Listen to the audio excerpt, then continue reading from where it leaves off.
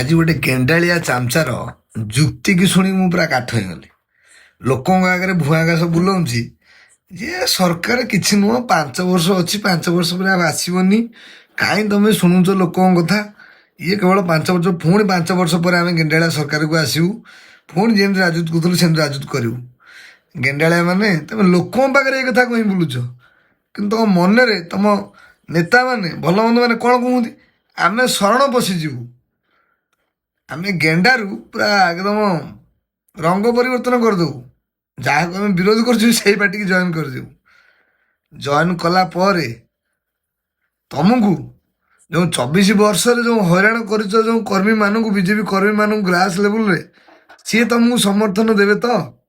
ଗେଣ୍ଡାଳିଆ ମାନେ ଏଇଟା ଟିକେ ଭାବି ରଖ, କାହିଁକିନା 24 ବର୍ଷ ତମେ ତାକୁ ଏମିତି ପ୍ରକାର ଶୋଷଣ କରିଛ, ଏମିତି ପ୍ରକାର କେସ୍ କାସରେ ଫନ୍ଦିଛ, ସେ ଭୁଲି ନାହାନ୍ତି ଗେଣ୍ଡାଳିଆ ମାନେ, ଏଇଟା ମନେ ରଖ।